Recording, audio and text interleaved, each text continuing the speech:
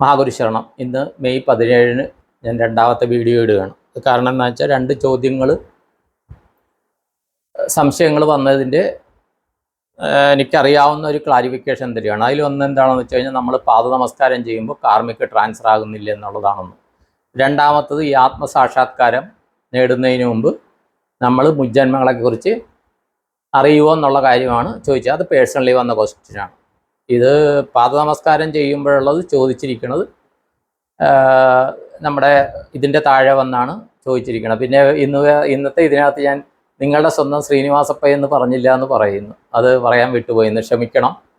അപ്പോൾ അത് തീർച്ചയായിട്ടും നിങ്ങളുടെയൊക്കെ സ്വന്തമാണല്ലോ ഞാൻ പറഞ്ഞാലും ഇല്ലെങ്കിലും. അപ്പോൾ അത് പറഞ്ഞില്ല എന്ന് സൂചിപ്പിച്ചിട്ടുണ്ട്, അതിന് നന്ദി. ഈ വീഡിയോയിൽ തീർച്ചയായിട്ടും പറയാം. അതൊക്കെ കേൾക്കുമ്പോൾ ഒരു സന്തോഷമാണ്. അപ്പോൾ പാദ നമസ്കാരം ചെയ്യുമ്പോൾ കാർമിക് കംപ്ലീറ്റ് ആയിട്ടൊന്നും ട്രാൻസ്ഫർ ആകുകയില്ല. നമ്മൾ പാദ നമസ്കാരം ചെയ്യുമ്പോൾ നമ്മുടെ ഈഗോ കുറേ മാറും, നമ്മുടെ കാർമിക് കുറേയധികം മാറും. പക്ഷേ നമ്മൾ ഗുരുദക്ഷിണ കൊടുത്തു കഴിഞ്ഞിട്ട്, ഗുരുദക്ഷിണ എന്ന് പറഞ്ഞാൽ നമ്മൾ ആർജിച്ച അതിൻ്റെ ഒരു ഭാഗമാണ് നമ്മൾ ഗുരുദക്ഷിണ കൊടുക്കുന്നത്, അല്ലേ? നമ്മൾ ചെയ്ത പ്രവൃത്തിയുടെ മൂല്യത്തിൻ്റെ ഒരു ഭാഗം. പണ്ട് ദക്ഷിണ കൊടുത്തിരുന്നത് കായികനികളായിരുന്നു, അങ്ങനെയൊക്കെ ആയിരുന്നു. ഇപ്പം പിന്നെ സമ്പത്ത്, കറൻസിയെ. അപ്പോൾ അത് യഥാശക്തി നമ്മൾ ഗുരുദക്ഷിണ കൊടുത്തിട്ടാണ് ഈ പാദ നമസ്കാരം ചെയ്യണമെങ്കിൽ കാർമിക് ട്രാൻസ്ഫർ ആകും. പിന്നെ ഗുരുക്കന്മാർ തരുന്ന അനുഗ്രഹം. അപ്പോൾ അനുഗ്രഹത്തിലും നമ്മൾ എന്തോരം സറണ്ടറിങ് മനോഭാവം കാണിക്കുന്നു. അപ്പോൾ സറണ്ടറിങ് മനോഭാവം നമ്മുടെ ഈഗോ സറണ്ടർ ആകണം, നമ്മുടെ സാമ്പത്തികമായിട്ടുള്ളത് എൻ്റേത് മാത്രം എന്നുള്ള തോന്നൽ മാറണം. അതിൻ്റെ യഥാശക്തിയൊക്കെ ട്രാൻസ്ഫർ ചെയ്യുമ്പോഴത്തേക്ക് അവർ തരുന്ന അനുഗ്രഹത്തിൽ നമ്മുടെ കുറേയധികം കാർമിക മാറും. അപ്പോൾ ഈ അനുഗ്രഹം എന്ന് പറഞ്ഞാൽ 100 രൂപ കൊടുത്തതിന് ഒരു അനുഗ്രഹം, 1000 രൂപ കൊടുത്തതിന് വേറൊരു അനുഗ്രഹം എന്നൊന്നുമില്ല. നമ്മുടെ മനോഭാവം, നമ്മൾ എന്ത് ചെയ്തു, എങ്ങനെ ചെയ്തു എന്നുള്ളതനുസരിച്ചാണോ അവിടെ നിന്ന് അനുഗ്രഹം കിട്ടുന്നത്. കാര്യം അനുഗ്രഹം ഒരിക്കലും കണ്ടീഷനല്ല, റിക്കവറബിൾ അല്ല, ഇറിക്കവറബിൾ ആണ്. അത് തിരിച്ചെടുക്കാനും പറ്റുകയില്ല, അതിന് ഒരു കണ്ടീഷനും ഇല്ല. നിങ്ങളുടെ മനസ്സിൻ്റെ നല്ല പോസിറ്റീവായ നിങ്ങളുടെ ആഗ്രഹങ്ങൾ സാക്ഷാത്കരിക്കപ്പെടട്ടെ എന്നുള്ളതാണ് ഗുരുവിൻ്റെ അനുഗ്രഹം. തഥാസ്തു എന്നുള്ളത്, അതാണ് ലളിതമായിട്ട് തഥാസ്തു എന്ന് പറയുന്നത്. എന്താണോ നിങ്ങൾ ആഗ്രഹിക്കുന്നത് അത് സാധിക്കട്ടെ എന്നുള്ളതാണ്. അപ്പോൾ അതൊക്കെ അനുഗ്രഹിച്ചു കഴിഞ്ഞാൽ അത് അച്ചട്ടാണ്, സംശയമില്ലാത്ത കാര്യം. പക്ഷേ എന്തെങ്കിലും അതിൽ കൂടുതൽ കുറവ് വന്നാൽ അത് നമ്മളിൽ എന്തോ നമ്മൾ അങ്ങോട്ടേക്ക് ചെയ്ത പ്രവൃത്തിയിൽ എന്തോ വ്യത്യാസം വന്നതുകൊണ്ടാണ് അങ്ങനെ വരുന്നത്. എനിക്ക് കുറേ അധികം അനുഭവങ്ങൾ ഉള്ളത് കൊണ്ടാണ് ഞാൻ ഈ കാര്യം പറയുന്നത്. എപ്പോഴും സാധാരണ പറയും, പ്രായമുള്ളവരെ കാണാൻ പോകുമ്പോൾ, കുട്ടികളെ കാണാൻ പോകുമ്പോൾ, ഗുരുക്കന്മാരെ കാണാൻ പോകുമ്പോൾ, അതുപോലെ അവശതയിലുള്ളവരെ കാണാൻ പോകുമ്പോൾ വെറും കയ്യോടെ പോകരുത്. അപ്പോൾ എന്തെങ്കിലും നമ്മൾ കൊണ്ടുപോകണം എന്നാണ് പറയുന്നത്. ഓക്കെ, അത് മിക്കവർക്കും അറിയാവുന്ന കാര്യമാണെന്ന് തോന്നുന്നു. പിന്നത്തെ ഒരു കാര്യം, ആത്മസാക്ഷാത്കാരം നേടുന്ന കാര്യവും അതിൽ മുജ്ജന്മം അറിയാൻ പറ്റുമെന്നാണ്. നമ്മുടെ മുജ്ജന്മം കംപ്ലീറ്റ് നമുക്കറിയാൻ പറ്റും. പല രീതിയിൽ നമുക്ക് മുജ്ജന്മം അറിയാൻ പറ്റും. രസം എന്താണെന്ന് വെച്ചാൽ ഇതെല്ലാം മനസ്സിൻ്റെ പല തലങ്ങളിൽ നിന്നാണ് ഈ കാര്യങ്ങളുള്ളത്. ഇപ്പോൾ പാസ്റ്റ് ലൈഫ് റിഗ്രഷനൊക്കെ പോകുമ്പോൾ നമ്മുടെ മനസ്സിൻ്റെ ഏതോ ഉള്ളറയിലുള്ള ഭാഗമാണ് ഇതെടുത്തിട്ട് പാസ്റ്റ് ലൈഫ് റിഗ്രഷനിൽ മനസ്സിൽ നിന്നാണ് ഈ കാര്യങ്ങൾ ശേഖരിക്കുന്നത്. അപ്പോൾ ഈ മനസ്സിൽ എല്ലാം ഉണ്ട്. പണ്ടത്തെ കാലത്ത് ആൾക്കാർ ചക്രശ്വാസം വലിക്കുക എന്നുള്ള ഇതുണ്ട്, ഭയങ്കര ഇതായിട്ടുള്ളത്. 12 മണിക്കൂർ തൊട്ട് 36, 60 മണിക്കൂർ വരെ ചക്രശ്വാസം വലിക്കുന്ന ആൾക്കാരുണ്ട്. എന്ന് പറഞ്ഞാൽ മരണപ്പെടുന്നതിന് തൊട്ട് മുമ്പുള്ള അവസ്ഥയിൽ. ഇപ്പം പിന്നെ ഓക്സിജൻ കൊടുക്കുന്നു, വെന്റിലേറ്റർ കയറ്റുന്നു, സെഡേഷൻ കൊടുക്കുന്നു ഒക്കെ ഇതുകൊണ്ട് ഇത് കുറേ കുറഞ്ഞു. പണ്ട് എൻ്റെ ചെറുപ്പത്തിൽ ഞാൻ പല ആൾക്കാരുടെയും അത് കണ്ടിട്ടുണ്ട്. കാര്യം വീടുകളിൽ തന്നെയായിരിക്കും മരണം. ആ സമയത്ത് അവർ കാണിക്കുന്ന വെപ്രാളം, അത് ചിലർ ഒരു ദിവസമൊക്കെ നീളും, ചിലത് 12 മണിക്കൂർ, ഒരു രാത്രി നീളും. ആ ശ്വാസം വിട്ടു പോകാനുള്ള ഇത് ആ സമയത്ത് ഈ ചക്രശ്വാസം അവർ വലിക്കുന്നത്, അവർ പല കാഴ്ചകൾ കാണുന്നു എന്നാണ് പറയുന്നത്. പേടിപ്പെടുത്തുന്ന അവർ ചെയ്ത കുറേ കാര്യങ്ങൾ, പുണ്യങ്ങൾ ആരും വിളിച്ചു പറയാറില്ലല്ലോ. ഒരാൾ നല്ലത് ചെയ്താൽ ആരും വിളിച്ചു പറയില്ല. പക്ഷേ ആളുടെ കയ്യിൽ എന്തെങ്കിലും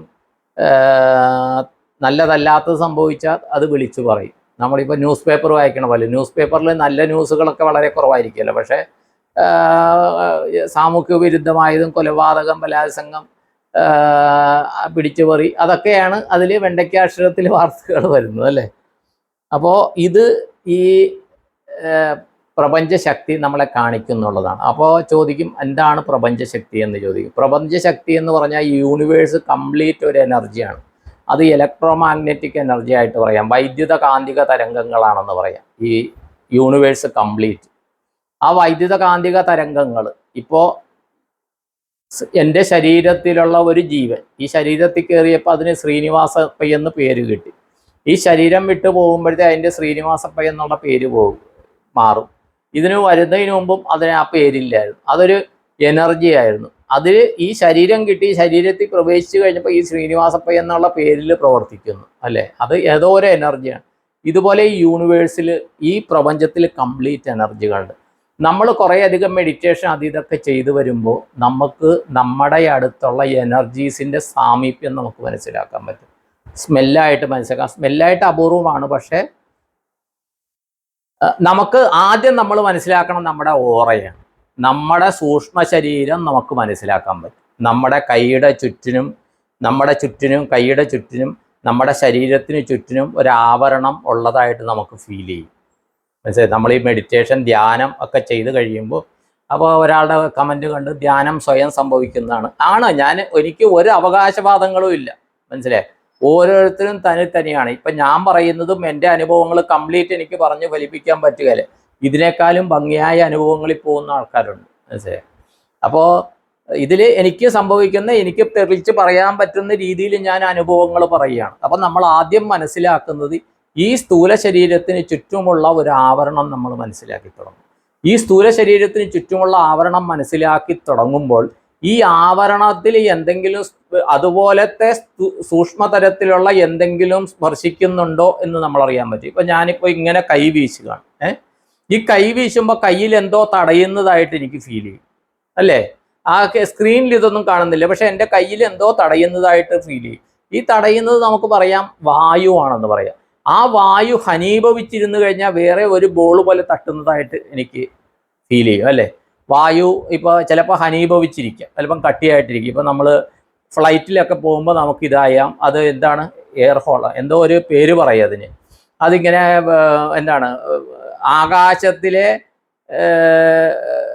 ഗട്ടറാണെന്ന് നമുക്ക് പറയാം. ഈ വിമാനം പൊട്ടോ എന്ന് പറഞ്ഞ് താഴെ വീഴും. അപ്പോൾ വായുവിൽ ഉള്ള ഈ വായു വിട്ടിട്ട് ചെറിയ കുഴികൾ ഉണ്ടാവും എന്ന് പറയണം. അതിങ്ങനെ പൊട്ടോ വീഴുന്ന പോലെ നമ്മുടെ ചുറ്റിനുള്ള വായുവിൽ ചില സാന്ദ്രത കൂടിയ ഭാഗങ്ങൾ, ഇപ്പം നമ്മുടെ ഊർജ്ജ ശരീരം എന്ന് പറഞ്ഞു കഴിഞ്ഞാൽ ചില സാന്ദ്രത നമ്മുടെ ചുറ്റും എന്തോ ഇത് നമ്മുടെ കണ്ണുകൊണ്ട് കാണാതെ പക്ഷെ നമുക്ക് അനുഭവിക്കാവുന്ന രീതി സാന്ദ്രതയോടുകൂടി എന്തോ ഉണ്ട്. ഞാൻ ഇങ്ങനെ തൊടുമ്പോഴത്തേക്കും ഞാൻ എന്നെ തൊടുമ്പോൾ എനിക്ക് ഫീൽ ആവും. പക്ഷെ വേറൊരാൾ അല്പം നമ്മൾ ഇത് ചെയ്യുന്ന ആൾ വേറൊരാളെ തൊടുമ്പോഴത്തേക്കും ആ ആൾക്ക് എന്നെ ആരോ തൊടുന്നതായിട്ട് ഫീൽ ചെയ്യും. നോക്കാണ്ട് തന്നെ പുറകുവശത്തൊക്കെ ഈ പുറം കഴുത്തിൻ്റെ ഭാഗം, ഈ ഭാഗം ചില ഭാഗങ്ങളുണ്ട് അല്പം അല്പം സെൻസിറ്റീവ് പോയിന്റ്സിൽ ഇത് ചെയ്തു കഴിഞ്ഞാൽ, ഇപ്പം ചെവിയുടെ ഭാഗം പറയാം, ചെവിയിൽ ഇങ്ങനെ വായു കയറുന്നതാണെന്നൊക്കെ പറയാം. നമ്മൾ ഈ ഭാഗമൊക്കെ ഇത് ചെയ്താൽ അവർക്ക് അത് ഫീൽ ആവും. മനസ്സിലായി? ആൾക്കാർക്ക് എന്ന് പറഞ്ഞാൽ ആ സൂക്ഷ്മ ശരീരത്തിൽ തൊടുന്നതുകൊണ്ടാണ്. വേറൊന്ന് പറയാം, ഈ ഓറ നമുക്ക് തന്നെ വികസിപ്പിക്കാം. ഇപ്പം മിനിമം ഒരാൾ സാധാരണഗതിയിൽ ഒരു സാധകം ചെയ്യുന്ന ആൾക്കാർക്ക്, സാധകം എന്ന് പറഞ്ഞാൽ ഞാൻ ഈ സ്ഥൂല ശരീരം മാത്രമല്ല എന്ന് പറയുന്ന ആൾ, നമ്മൾ ഈ രണ്ട് കൈയും നിവർത്തി വെക്കുകയല്ലേ, അതിൻ്റെ ആ സർക്കിളിൽ നമുക്ക് ഓറയുണ്ടാകും സ്വാഭാവികമായിട്ട്, ഒരു സാത്വികമായ രീതിയിൽ നല്ല മനസ്സോടുകൂടി. ഇത് ആഹാരത്തിൽ നിയന്ത്രണം, മാനസികമായ നിയന്ത്രണം, പ്രവൃത്തിയിൽ നിയന്ത്രണം എന്ന് പറഞ്ഞാൽ ഒരു വളരെ പോസിറ്റീവായിട്ട് ഉള്ളത്. അഹം ബ്രഹ്മാസ്മി, അതുപോലെ തന്നെ തത്വമസി എന്നും പറയണം. ഇനി ഞാൻ ബ്രഹ്മത്തിൻ്റെ അംശം എന്ന് പറയുമ്പോൾ നീയും അത് തന്നെയാണെന്ന് മനസ്സിലാക്കിക്കൊണ്ട് ഒരു പോസിറ്റീവ് ചിന്താഗതിയിൽ സ്വാർത്ഥഭാവം വെടിഞ്ഞു കഴിഞ്ഞാൽ നമ്മുടെ ഈ ഓറ വികസിച്ചിട്ട് നമ്മുടെ ഒരു കൈയുടെ നീളത്തിൽ വരെ ഓറ സാധാരണഗതിയിൽ ഒരാൾക്ക് വികസിപ്പിക്കാൻ പറ്റും. ഓട്ടോമാറ്റിക് വികസിക്കും കേട്ടോ, ഓട്ടോമാറ്റിക് അത് മനസ്സിലാവും. ഇതിൽ വേറൊരു കാര്യം എന്താ വെച്ച് കഴിഞ്ഞാൽ നമ്മൾ നമുക്ക് ശക്തി ഉണ്ടെങ്കിൽ, കുറച്ച് നമുക്ക് മനോബലം, അത് മനസ്സ് എന്ന് പറയാൻ, ശ്വാസം എന്ന് പറയാൻ, ഈ മനസ്സിന്റെ പ്രവർത്തനം ഈ ശ്വാസമായിട്ട് അടിസ്ഥാനമായി. നമ്മളിപ്പോൾ ടെൻഷൻ അടിച്ചു കഴിഞ്ഞാൽ നമ്മുടെ ശ്വാസോച്ഛ്വാസം കൂടും അല്ലേ? നമ്മൾ കാമാണെങ്കിൽ ശ്വാസോച്ഛ്വാസം വളരെ നേർത്തതായിരിക്കും. അതുപോലെ തന്നെ ആ ഒരു നിയന്ത്രണത്തിൽ നമുക്ക് നമ്മുടെ ഓറ ഉള്ളിലേക്ക് വലിക്കും. ഇത് ഞാൻ ടെസ്റ്റ് ചെയ്തിട്ടുള്ളതാണ്. കാര്യം എനിക്ക് എൻ്റെ പരിചയത്തിലുള്ള ഈ പ്രാണിക് ഹീലിംഗ്, അവർ ഓറ സെൻസ് ചെയ്യാൻ അറിയുന്നവർ, ഇത് തേടയൊക്കെ എടുക്കുന്നതിന് മുമ്പാണ് ഞാൻ പറയുന്നത് കേട്ടോ. തേടയൊക്കെ എടുക്കുന്നതിന് മുമ്പ് തിരുമേനി പറഞ്ഞു തന്ന വിദ്യ വെച്ചിട്ട്, പിന്നെ തേടയെടുത്ത് കഴിഞ്ഞപ്പോൾ ആ എനർജി ലെവലുകൾ മനസ്സിലാക്കുന്ന രീതി മാറി. തേടയൊരു ടേണിംഗ് പോയിന്റ് ആയിരുന്നു തേട ഈ ദീക്ഷ എടുത്തത്, ഇല്ലാന്നൊന്നും പറയാനില്ല. പക്ഷെ ഇന്നൊരാൾ വിളിച്ചിരുന്നു, സാറ് തേട ഈ ക്ലാസ്സിൽ ഉണ്ടായിരുന്ന ആളല്ലേ, പിന്നെ കാണുന്നില്ല എന്നൊക്കെ പറഞ്ഞ ആൾക്കാർ വിളിച്ചിരുന്നു. കുറേ നമ്മൾ പഠിച്ചു കഴിയുമ്പോൾ കുറച്ച് കാര്യങ്ങൾ മനസ്സിലാവും, അത് പിന്നെ പറയാം, ഇല്ലെങ്കിൽ വിഷയം മാറും. അപ്പോൾ ഈ നമുക്ക് തന്നെ നമ്മുടെ ഇത് ഓറ ഉള്ളിലേക്ക് വലിക്കാം. അങ്ങനെ ഉള്ളിലേക്ക് വലിക്കുമ്പോൾ ഈ നമ്മുടെ തപശക്തി മനഃശക്തി എന്തും പറയാം, പല രീതിയിലാണ്. ഇത് വലിക്കുമ്പോൾ നമുക്ക് തന്നെ നമ്മുടെ ഉള്ളിൽ പ്രൊട്ടക്ഷൻ വരുത്താൻ പറ്റും. മനസ്സിലായി? ഇതൊക്കെ ഇതിനകത്ത് സ്വാഭാവികമായിട്ട് ഇപ്പോൾ ഞാൻ ഇത് പറയുമ്പോൾ പലർക്കും ഇങ്ങനെ സംഭവിക്കുന്നുണ്ടല്ലോ, നമ്മൾ ചിലപ്പോൾ ഇത് ചെയ്യുമ്പോൾ നമ്മൾ വാക്വമായിട്ടുള്ള അവസ്ഥ അല്ലേ, ഉള്ളിലേക്ക് വലിഞ്ഞ പോലെയുള്ള. ഇപ്പൊ നമ്മുടെ ചുറ്റിനും നമ്മളൊരു പ്ലാസ്റ്റിക് കവറിനകത്ത് ഇരിക്കുകയാണെന്ന് വെച്ചോ അല്ലേ, നമ്മൾ ഈ കാറ്റ് കേട്ടിട്ട് കയറി ആ സാധനം ചുരുങ്ങി ഉള്ളിലേക്ക് വരുന്ന പോലുള്ള ഫീല് പലർക്കും ഉണ്ടാവും. അത് ആ ഫീലിംഗ് വരുന്ന നമ്മളെ പ്രൊട്ടക്റ്റ് ചെയ്യുന്ന ഒരു എനർജിയുണ്ട്, നമ്മളെ ഓരോരുത്തരും പ്രൊട്ടക്റ്റ് ചെയ്യുന്ന എനർജിയാണ്. ആ എനർജി നമ്മളെ പ്രൊട്ടക്റ്റ് ചെയ്യുന്നതാണ്. ഇതൊക്കെ പലർക്കും, ഞാൻ ഈ പറയുന്ന കാര്യത്തിന്റെ താഴെ പലരും കമന്റുകൾ ചെയ്യും, കാര്യം പലർക്കും ഈ അനുഭവങ്ങൾ ഉണ്ടാവും. അപ്പൊ ഈ ആത്മസാക്ഷാത്കാരം കിട്ടുമ്പോൾ, ആത്മസാക്ഷാത്കാരം കിട്ടുക എന്ന് പറഞ്ഞാൽ നമുക്കത് എന്താണെന്ന് പറയാം. ഇപ്പൊ എനിക്കിപ്പോൾ കിട്ടിയ ആത്മസാക്ഷാത്കാരം എന്താണെന്ന് പറയാൻ പറ്റില്ല. ഞാൻ ആരാണെന്നുള്ള തിരിച്ചറിവ്, എൻ്റെ ആത്മാവ് എന്താണെന്നുള്ള തിരിച്ചറിവ്. അപ്പോൾ ഇത് പറയുമ്പോഴത്തേക്കും വേറൊരു ഇത് പറയും, എൻ്റെ ആത്മാവ് എവിടെയാണുള്ളത്, എന്തോ എഴുതപ്പെട്ടതാണ് സംഭവിച്ചിരിക്കുന്നത്. ശരിക്കും നമ്മുടെ ആത്മാവെന്ന് പറയുന്ന നമ്മുടെ ഉള്ളിലോ നമ്മുടെ അടുത്തോ ഒന്നുമില്ല. ഇത് വേറെ എങ്ങോ ഒരു ഡയമെൻഷനിലുള്ള ഒരു സാധനമാണെന്നാണ് അറിവ്. മനസ്സിലായോ? ഇത് പലതരത്തിൽ നിന്ന് കിട്ടിയ അറിവുകളാണ്. അവിടെ എന്ത് നടക്കുന്നോ അതിൻ്റെ ഡിറ്റോയാണ് ഇവിടെ നടക്കുന്നത്. പാവക്കൂത്ത്, അതാണ് ചില കാര്യങ്ങൾ നമ്മൾ പ്രതീക്ഷിക്കാത്ത ചില കാര്യങ്ങൾ ആരോ നിയന്ത്രിക്കുന്ന പോലെ നമ്മുടെ ജീവിതങ്ങളിൽ നടക്കുന്നതിൻ്റെ കാര്യമാണ്. ഇത് കുറേയൊക്കെ നമ്മൾ ദൈവികമായിട്ട് നമ്മുടെ ചിന്തകളിലൂടെ, നമുക്ക് ചിന്തകളും പ്രവൃത്തികളിലൂടെ ഇത് മാറ്റാൻ പറ്റും. ഇതിങ്ങനെ വിവരിക്കാൻ പോയാൽ കുറേയധികം കാര്യമുണ്ട്. ആരോ എവിടെയോ നിയന്ത്രിക്കുന്നത്. അതുകൊണ്ടാണ് ഈ പ്രപഞ്ചത്തിന് ഒരു വേറെ നിഴൽ പ്രപഞ്ചം ഉണ്ടെന്ന് പറയുന്നത്. അപ്പൊ ആ രീതിയിൽ ഞാൻ മനസ്സിലാക്കിയത് ഒരുപക്ഷെ അവിടെ ഒറിജിനൽ പ്രപഞ്ചത്തിന്റെ നിഴൽ പ്രപഞ്ചമാണ് നമ്മൾ. അതുകൊണ്ടാണ് ദേവലോകം, ആത്മലോകം എന്ന് പറഞ്ഞ് വേറൊരു ലോകം ഉണ്ടെന്ന് പറയപ്പെടുന്നത്.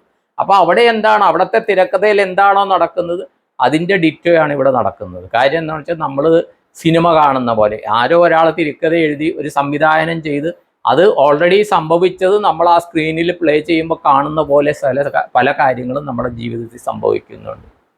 ക്ലിയർ ആയെന്ന് വിചാരിക്കുന്നു. കാർമിക അപ്പോൾ ട്രാൻസ്ഫർ ചെയ്യുന്ന ഇതൊക്കെ യഥാശക്തി ചെയ്തിട്ട് ട്രാൻസ്ഫർ ചെയ്യുക.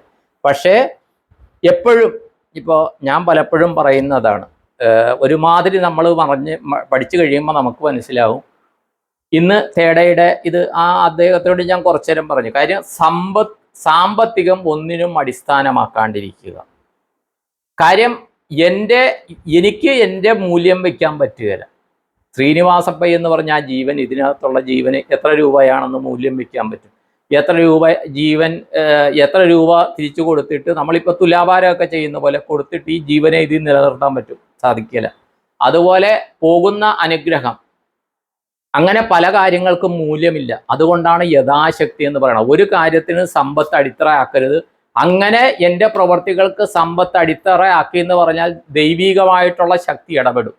അതുകൊണ്ടാണ് ശ്രീകൃഷ്ണ ഭഗവാൻ അർജുനനോട് പറയണം, നീ നിന്റെ പ്രവൃത്തി ചെയ്യുക, അതിൻ്റെ പ്രതിഫലം നീ ഇച്ഛിക്കാണ്ടിരിക്കുക. ഇത് ഗുരുക്കന്മാർക്കും ബാധകമാണ്, ആചാര്യന്മാർക്കും ബാധകമാണ്, എനിക്കും ബാധകമായതുകൊണ്ടാണ് ഞാൻ പലരോടും എൻ്റെ കാര്യത്തിൽ സാമ്പത്തികം ഒരു ഘടകമല്ല എന്ന് പറയുന്നത്. എനിക്ക് കിട്ടണമെന്നുള്ളത് എനിക്ക് കിട്ടും, അത് ന്യായമായ വഴി കിട്ടും.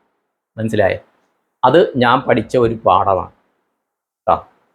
അതുകൊണ്ട് ഇനിയും കുറേ പേരെ വിളിക്കാനുണ്ട്. ഇപ്പോൾ കുറേ അധികം ആൾക്കാരെ വിളിച്ച് സംസാരിക്കുന്നുണ്ട്. അപ്പോൾ പേഴ്സണലി ഓരോരുത്തർ ചോദിക്കുന്ന സംശയങ്ങൾ ഇതെല്ലാം ജനറലി ഞാൻ വീഡിയോ ചെയ്യുകയാണ്. ഇപ്പോഴും ബ്ലാക്ക് മാജിക്കിൻ്റെ എനിക്ക് ചെയ്യാൻ പറ്റിയിട്ടില്ല. പക്ഷേ പലരോടും അവരുടെ കുടുംബ ഉപാസനാ ദേവതകൾ ബാധാ രൂപത്തിൽ നിൽക്കുന്നു. ഉപാസന ദേവതകളല്ല നിൽക്കുന്നത്, ഭൂതഗണങ്ങളാണ് ബാധാതലത്തിൽ നിൽക്കുന്നത്. ഇപ്പോൾ നമുക്കറിയാം ശ്രീഭൂതബലി എന്നൊക്കെ പറഞ്ഞ് നടക്കും അമ്പലത്തിൽ, അല്ലേ? അല്ല, അമ്പലത്തിൽ ഭഗവാൻ ഇറങ്ങുന്നതിന് മുമ്പിൽ ഒരു തിരുമേനി അവിടെയുള്ള കല്ലുകളിലൊക്കെ ഇത് ചെയ്യുന്ന കാണാം. മഹാക്ഷേത്രങ്ങളിൽ പോയാൽ അതൊക്കെ കാണാം. എന്നിട്ട് അതിൻ്റെ പുറകിൽ ദേവനെ ഇങ്ങനെ കയ്യിൽ പിടിച്ചുകൊണ്ട് വേറൊരു തിരുമേനി നടക്കുന്നുണ്ടാകും. അതെന്താണെന്ന് വെച്ചാൽ ഭഗവാന്റെ ഭൂതഗണങ്ങളെ തൃപ്തിപ്പെടുത്തി കഴിഞ്ഞേ ഭഗവാൻ പുറത്തു വരുള്ളൂ. അതുപോലെ തന്നെ ഈ കാന്താര സിനിമയിൽ ആ ദേവി പറയുന്ന പോലെ, ഞാൻ ക്ഷമിച്ചാലും എൻ്റെ ഗുളികൻ ക്ഷമിക്കാലെന്ന് പറഞ്ഞ പോലെ ഈ ദേവതകളുടെ ഭൂതഗണങ്ങൾ കാണും. ആ ഭൂതഗണങ്ങൾ ബാധകളാകും നമുക്ക്. മനസ്സിലാക്കുക? കാര്യം നമ്മളിപ്പോൾ വീട്ടിൽ വളർത്തുന്ന ഒരു പട്ടി പോട്ടെ, അത് അത്രയും കാണിക്കുന്നത് സിംഹം എന്ന് പറയുന്നൊരു മൃഗം. സിംഹത്തിനെ വളർത്തുന്നവരുണ്ട് അല്ലേ ഇപ്പോൾ അറേബ്യൻ കൺട്രീസിൽ. ഈ സിംഹം വയറ് നിറച്ച് നിന്ന് കഴിഞ്ഞാൽ അവൻ വളരെ ശാന്ത സ്വഭാവിയാണ്. വയറ് നിറഞ്ഞ് നിന്ന് ആരെ ഉപദ്രവിക്കാൻ. അവന് വിശന്ന പിന്നെ അവന് കണ്ണും മൂക്കുമില്ല. അതുപോലെ തന്നെയാണ് ഈ ഭൂതഗണങ്ങൾ. നമ്മുടെ ദേവതകളുടെ ആ ഭൂതഗണങ്ങൾ ബാധകളായിട്ട് മാറുന്ന കുറേ അനുഭവങ്ങൾ പലരോടും സംസാരിക്കുമ്പോൾ അതൊക്കെ കിട്ടുന്നുണ്ട്. അത് കുട്ടികളിൽ മാറ്റങ്ങൾ ഉണ്ടാകും, കുട്ടികളിൽ അക്രമവാസന ഉണ്ടാക്കും, സൂയിസൈഡ് മനോഭാവം ഉണ്ടാക്കും, സ്വയം ഒരു യുവതലങ്ങളിലൊക്കെ അതുണ്ടാകും, ചിലർക്ക് പ്രായമായവരിലും ഇതൊക്കെ ഉണ്ടാക്കും. മനസ്സിലായി?